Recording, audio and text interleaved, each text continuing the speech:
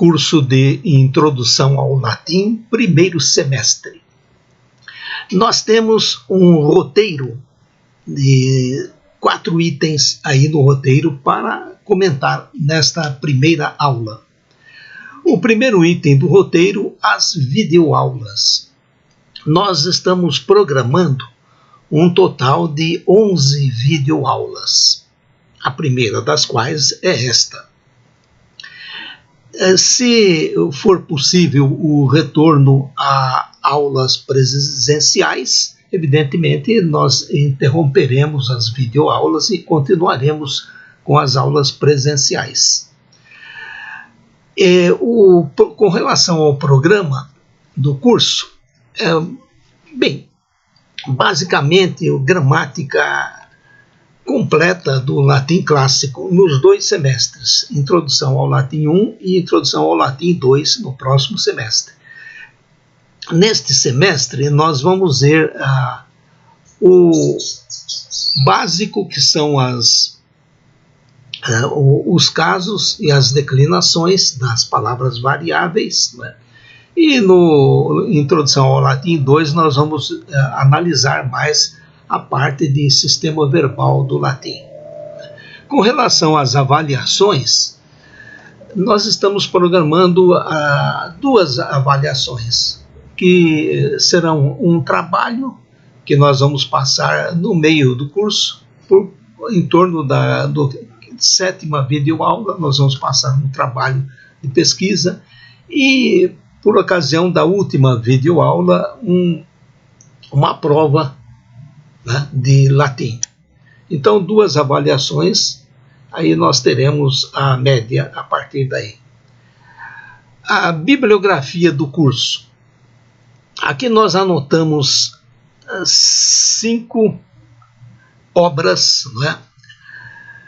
A primeira obra, Ad Latinitatis Lumina, é uma apostila.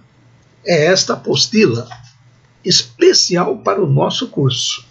Nós desenvolvemos aí, esta aqui, Ad Latinitatis Lumina, que nós desenvolvemos por vários semestres, revisamos por vários semestres, especialmente para os estudantes de letras da USP, os estudantes de Introdução ao Latim.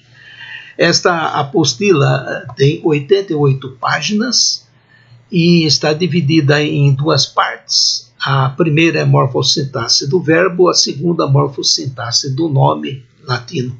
E há uma introdução que não é exatamente uma introdução deste livro, mas é uma introdução do assunto, uma introdução sobre o latim clássico, como é que funciona o latim clássico.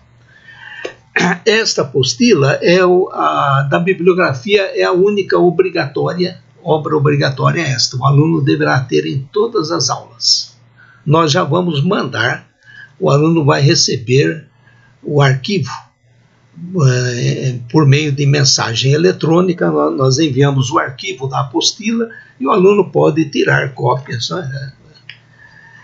O curso, esta apostila é completa, né? O curso não segue exatamente a ordem da apostila, né? Mas é um material aqui muito bom e que vai ajudar muito, especialmente com relação aos exercícios, as frases, traduções e vocabulário. Então essa obra aí o aluno vai receber por arquivo, para poder tirar cópia. As demais obras são sugestões de leitura. O estudante faz um curso de um idioma, no caso agora um idioma da antiguidade, um idioma clássico, ou se fosse um idioma moderno também, um francês, um italiano. Sempre é bom ter uma ideia do que consultar, não é? Além do material obrigatório. Aí nós indicamos 4 obras. A primeira, de Ernesto Faria, A Gramática Superior do Latim. É uma gramática completíssima do latim, e essa obra foi editada na década de 1950. Depois foi reeditada mais adiante pelo Ministério da Educação e Cultura, com o título de Gramática do Latim, sem a palavra superior. Né? E todas essas edições já se esgotaram, mas o aluno encontra exemplar na nossa Biblioteca de Letras da Faculdade de Letras, para consultar. Né? Também de Ernesto Faria, o Dicionário Latino-Português. Essa obra era editada pelo MEC, mas já está esgotada e não há novas edições. Também o aluno encontra na Biblioteca de Letras. Evidentemente, para os exercícios aqui do curso e para a prova, o aluno terá o vocabulário impresso, né? Aqui nos exercícios da apostila, vocabulário. Mas se o aluno tiver um dicionário, é bom também, um dicionário de latim. A outra obra de Zélia de Almeida Cardoso, A Iniciação ao Latim. Esse livro foi lançado aqui em São Paulo pela Martins Fontes. Né? E a editora não é a Martins Fontes, é uma editora de Porto Alegre, mas aqui em São Paulo foi distribuído pela Martins Fontes. É um livro pequeno, assim como esses livros de bolso, mais ou menos, né? Em que a professora Zélia Cardoso apresenta uma visão completa do latim clássico, né? Como a estrutura do latim clássico e a importância desta disciplina nos estudos, especialmente de letras, de idiomas modernos e também para a filosofia, para o estudo até do direito, o latim jurídico do direito. E a importância do estudo e como está o estudo de latim hoje no mundo todo, nas universidades. E a outra obra, Aulo Gélio, Noites Áticas, a última que nós estamos indicando, esta obra é esta aqui, né? O livro Noites Áticas, de Aulo Gélio. Este aqui, esta obra, este autor, Aulo Gélio, é um escritor do século II depois de Cristo, um escritor romano. Ele é mais gramático, né? E ele escreveu esta obra. Esta obra apresenta muitos capítulos sobre assuntos da antiguidade greco-romana. E dentre esses assuntos, dentre esses capítulos, cerca de 100 capítulos aqui com assuntos gramaticais, pontos sutis do latim e do grego clássico. Esta obra foi editada pela editora da Universidade Estadual de Londrina, né? A primeira edição foi em 2010, depois essa aqui de 2011 é uma nova tiragem, né? Tudo já se esgotou, mas a editora, após este período um pouco difícil, a editora já vai lançar mais uma edição desta obra. Mas o aluno também encontra na Biblioteca de Letras. Há 2 exemplares para consulta. São capítulos interessantes, né? E à medida em que o estudante vai aprofundar-se no latim, vai ficar interessante ler esses capítulos de gramática do latim, de literatura clássica também.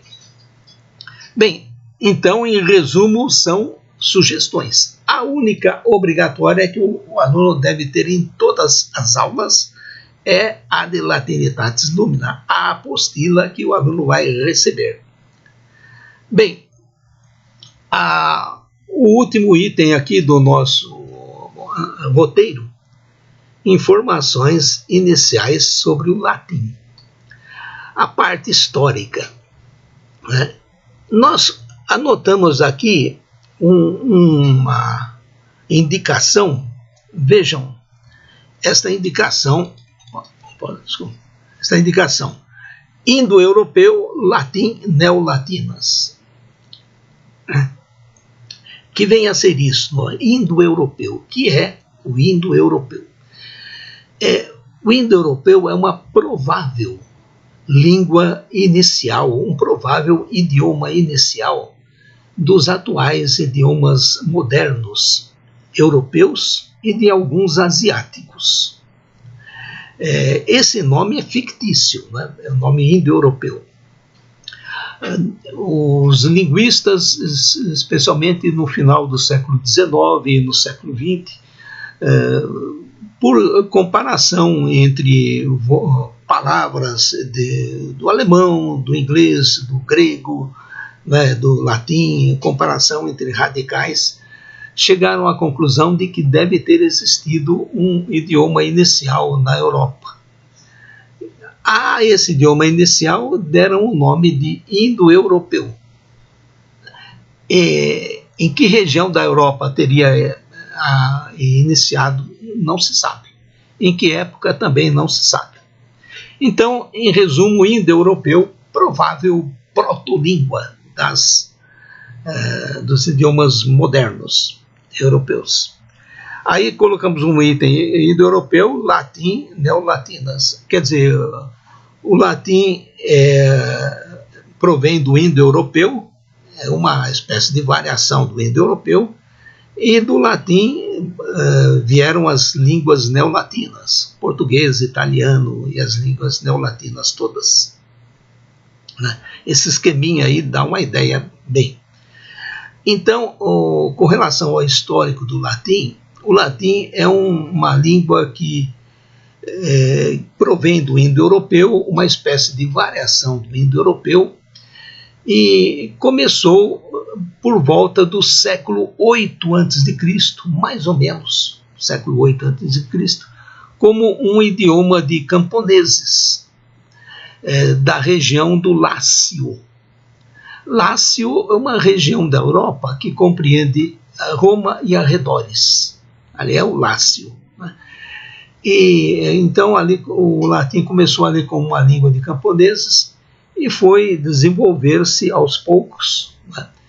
E através dos séculos, especialmente com a influência do grego clássico, grande influência do grego, o latim vai desenvolver-se e com o poderio do Império Romano, né, o crescimento do Império Romano e a influência do grego, o latim chega a uma língua literária, né, especialmente séculos I antes de Cristo e I depois de Cristo. É a época áurea do latim. Chegou a época dos grandes escritores, dos grandes poetas. Desenvolveu-se como língua literária. Depois, o latim teve grande influência no mundo antigo. Depois do grego clássico, era uma língua assim, de estudo, o latim. E especialmente na Idade Média, né? Na Idade Média o latim era como o inglês hoje, né? Era uma língua de estudo em todos os países da Europa, latim. E o latim ficou como uma língua literária para os grandes trabalhos científicos, né? Até o século XIX, mais ou menos, especialmente até o século XVIII, vamos dizer, os grandes trabalhos científicos na Europa tinham de ser redigidos em latim. E hoje em dia, o estudo do latim tem uma grande importância, né, por si mesmo, né, pela literatura latina, pelo idioma, e também para um domínio das línguas neolatinas e um domínio da linguagem, muitas vezes filosófica. É claro que na linguagem filosófica, da filosofia ocidental, a base é o grego clássico, né? Mas depois vem o latim. Com relação à pronúncia, né? A pronúncia do latim. Hoje, no mundo todo, nós podemos considerar 3 pronúncias do latim. com pequenas variações entre as três. Existe a pronúncia eclesiástica, existe a pronúncia tradicional e existe a pronúncia reconstituída, ou chamada também clássica. Essas três, então, a eclesiástica, a tradicional, a clássica. Há pequenas diferenças entre elas. Podemos pegar essa primeira palavrinha que está aqui, sozinha, podemos comentar com esta palavra. Vejam, esta palavra, se eu usar a pronúncia eclesiástica, eu vou pronunciar assim, Magnus. Magnus. Né? Essa pronúncia eclesiástica não é científica, não. Ela é uma pronúncia baseada na fonética italiana. Né? E é usada assim nos meios religiosos.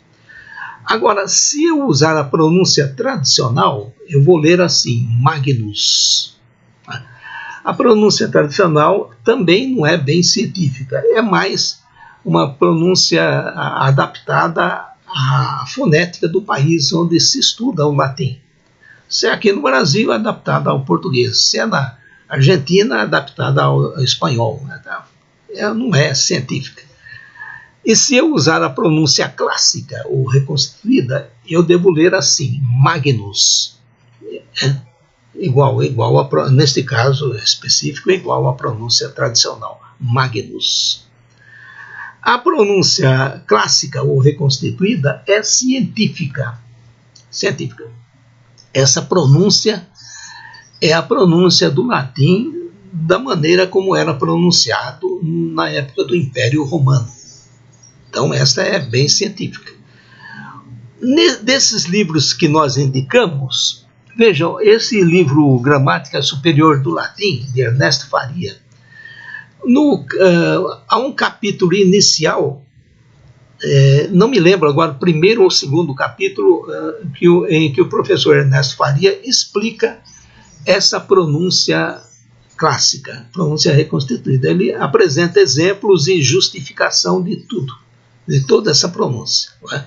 Aí no livro de Ernesto Faria, só essa pronúncia clássica. Nós colocamos aqui algumas palavras para ver como é a pronúncia reconstituída, a pronúncia clássica.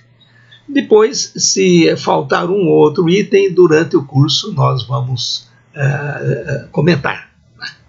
Então, dessas palavrinhas, a primeira aí, a pronúncia é assim, Magnus. Na segunda linha, 4 palavras. Vejam, a primeira, roça, o nome da flor, não é? Roça. O S, mesmo entre vogais, vai ter o som, indicar o som de sibilante surda, C. Não Z, né? C, roça. Depois vejam a outra palavra, Britânia. Aqui, os dois N's seriam os dois pronunciados, né? Aí nós temos de abrir o A, que está depois da T, da letra T. Abrir para evitar nasal. Não pode ser assim, Britânia, Britânia. Ossa, a outra palavra. Esses dois S's, ambos pronunciados. Ossa. Não é dígrafo como em português, ambos pronunciados. Este nome de homem, a pronúncia reconstituída é assim, Quíquero. A letra C, mesmo seguida de I ou de E, é o som Q. Quíquero. Na terceira linha, 3 palavras. A primeira, a letra G, mesmo seguida de I ou de E, é o som G. Regina. Esse som G, como acontece no alemão. Regina. Magnus. O nome Jesus é Jesus. Nessa terceira linha, uma observação com relação a essas 3 palavras. Não existe no latim consoante palatal. Consoante palatal é assim, lhe, nhe, ge, che. essas 4. Isso aí não existe. A consoante palatal existe em italiano, em português. São consoantes formadas por um processo de palatização do latim para o português. Mas em português, em latim, não existe. Então não é G, não é Regina, é Regina, não é Nhe, não é Magnus, é Magnus. Não é G, é Iesus. Iesus. A quarta linha, vejam, escola, quando aparecer CH é o som Q, escola, PH é o som F, filósofos, qui, todas as letras são pronunciadas, né? Esse U depois do Q é pronunciado, qui. Homo, se a palavra começa por H, levemente soprado. Em vez de homo, seria assim um clássico muito exagerado, é homo, né? Palavra H. Maximus, a letra X representa sempre 2 fonemas, Q e C. Maximus. Natio, a letra T, mesmo seguida de I, é o som T mesmo, no clássico, natio. Mais uma penúltima linha, vejam, não existe no clássico a letra J, né? Então, por exemplo, a palavra ius, no dicionário o aluno pode encontrar com J, jus, né? Palavra que é muito usada em direito, né? A palavra direito, no latim jurídico, quer dizer, é muito usada, mas no latim jurídico aparece com J, jus, né? E os dicionários de latim também registram, porque o dicionário registra o latim de todos os tempos da antiguidade e o latim da Idade Média, né? Então pode aparecer com J lá, mas nos textos clássicos é impossível, né? É ius, não é jus. Waka, não existe também a letra V.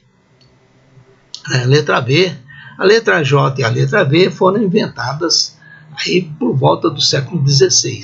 No latim de Cícero, de Virgílio, isso não existe. Waka, mas o dicionário pode dar lá um com V. O dicionário registra até o latim da Idade Média também. Waka ou vaca. Servus. Vejam essa palavra, interessante, aí 2 U's. O primeiro U sofreu um processo de consonantização, né? E aí no dicionário pode aparecer com V, servus, né? Agora, esse processo de consonantização não se sabe, provavelmente deve ter ocorrido mesmo na antiguidade, né? É difícil imaginar que o romano antigo pronunciasse assim, servus, né? Esse é melhor, servus. Mas não havia a letra V veio depois. E a última linha, podemos comentar aí 4 palavras. Não existe no latim acento gráfico, isso não existe. Mas por motivos didáticos, o dicionário pode dar uns sinais para ajudar na pronúncia. E também as gramáticas podem dar alguns sinais para ajudar. Há uma qualidade da vogal em latim que é, por exemplo, vogal rápida, breve, pronunciada mais rapidamente, e vogal vogal longa, pronunciada mais demoradamente, né? Essa é uma qualidade da vogal em latim. É a quantidade. Vejam aqui, por exemplo, essa primeira palavra, populus. Está aqui, populus. Se aparece aí, por motivos didáticos, aí no dicionário, aparece um sinal em forma de meia-lua sobre o U da sílaba pu. Isso quer dizer que a sílaba mais longa é a anterior. Então a pronúncia é assim, populus.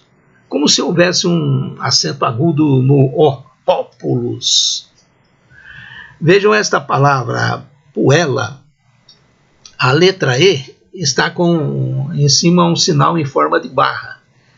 Esse sinal em forma de barra, aí, que o dicionário pode indicar, indica a vogal longa, mais demorada. Então a pronúncia seria assim, puella. Essa vogal longa aí serve até para a pronúncia dos dois L's. Ó. Quando aparece vogal seguida de duas consoantes, essa vogal é longa em latim. Vejam a outra palavra, terrae. Esse final AE é pronunciado na pronúncia clássica, AE, separado. Mas quando no final é breve, é rápido. Então a vogal longa é antes. Terrae, nunca terrae, mas terrae, não? No clássico. Vejam a palavra filia. Em latim, vogal seguida de vogal é breve. Então, este I seguido do A é breve. Vejam o sinal em forma de meia-lua. Isso quer dizer que a sílaba longa é a anterior. Filia. Então, aí nós temos uma ideia. Né? Nós registramos aí porque na nossa apostila não consta a questão da pronúncia. Mas então é isto, em resumo. Magnus Rossa Britannia Ossa Cicero Regina Magnus Iesus Schola Philosophus Qui Homo Maximus Natio Ius Vaca Servus Populus Puella Terrae Filia. Aí nós vamos aqui, pessoal, para o último item do nosso roteiro, né? Nós vimos pronúncia, agora caso e declinação. Bem, vejam esta observação que nós anotamos aqui. Né?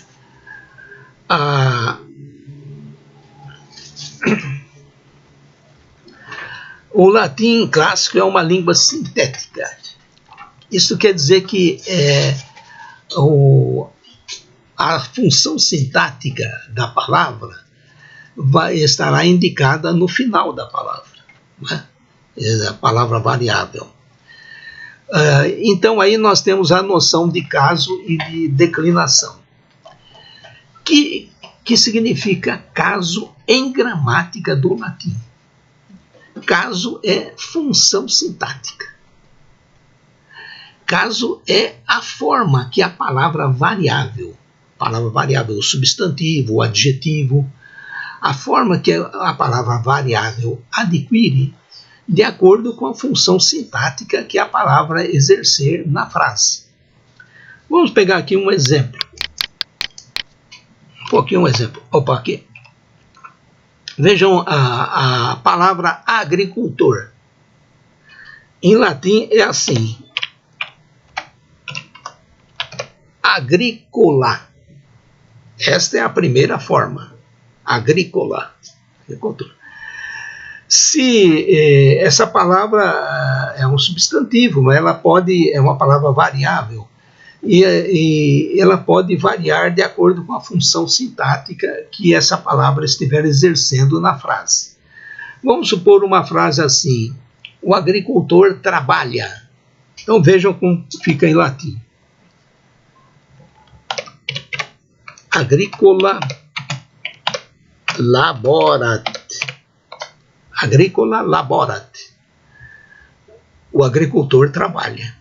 Na função de sujeito do verbo, a palavra agrícola fica nesta forma, que nós vamos ver mais adiante. É uma forma que chamada de nominativo. É a primeira forma da palavra. Quando eu vou lá no dicionário, a primeira forma é essa aí, que o dicionário apresenta. Agora vamos por outra frase. Elogiamos o agricultor. Nesta frase, elogiamos o agricultor, o sujeito é nós, implícito na forma verbal, e o agricultor é complemento verbal, complemento direto, objeto direto. Aí vejam como vai ficar em latim. Agricolam laudamus. Vejam a palavra agrícola, Agora ficou na forma agricolam, com M final, agricolam, né? E isso aí indica que é objeto direto, é complemento direto. Então, a palavra variável, ela sofre variação no final, né? No que nós chamamos de desinência casual. Né? Variação no final, é para indicar a função sintática. Isso é função sintática, é um caso que a palavra indica. Nesses dois exemplos, no primeiro caso, no primeiro exemplo, agrícola laborat, agrícola está na forma de nominativo. No segundo exemplo, agricolam laudamus, a palavra agricolam está na forma de acusativo, complemento direto. A ordem das palavras não importa, pode ser qualquer ordem. Pode ser como eu escrevi aí, ou começar com verbo, depois o substantivo, não há problema aí. Não vai haver mudança de comunicação. A primeira tradução seria o agricultor trabalha. Na segunda, louvamos o agricultor. Bem, isso é caso. Agora, com relação à declinação.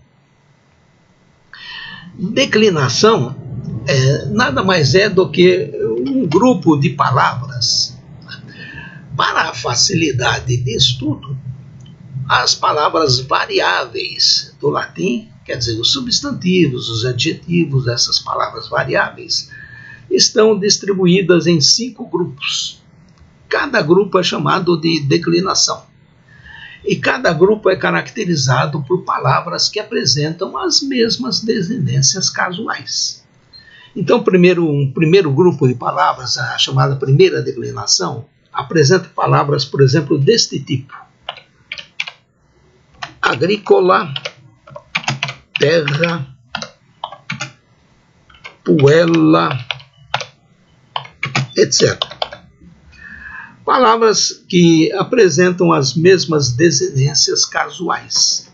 O nominativo terminado em A, o acusativo em AM, etc. Essas palavras aí entram no primeiro grupo. É a chamada primeira declinação. Por exemplo, outro grupo é constituído de palavras assim, por exemplo, taurus, médicos, etc. Aí já é um segundo grupo de palavras, né, que apresenta o nominativo com us e as mesmas desinências casuais, mas diferentes, né, da primeira. Aí seriam palavras que entram na segunda declinação. E assim por diante. Né? 5 declinações, 5 grupos de palavras. Bem, aí nós temos uma visão do início do latim clássico.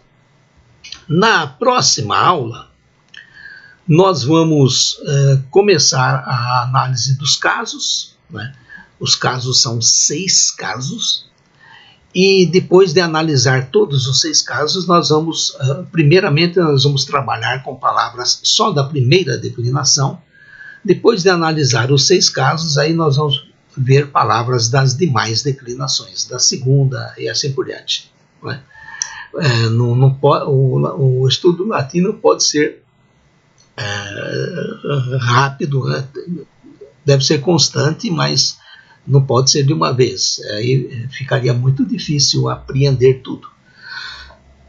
Na próxima aula, nós vamos ver o primeiro caso, o primeiro e o segundo caso, né, o nominativo e o acusativo, e vamos começar trabalhando com palavras só da primeira declinação. Eu peço aí ao aluno que, para a próxima aula, tenha em mãos já esta apostila. Nós vamos começar a usar essa aqui, né? Isso facilita muito aí os exercícios disso. Sempre, pessoal, a videoaula sempre estará disponível na segunda-feira, sempre numa segunda-feira. Né? A próxima videoaula, que é a segunda aula, na próxima segunda-feira, sempre assim o aluno terá. Então, continuaremos na próxima aula já com a análise de nominativo e acusativo.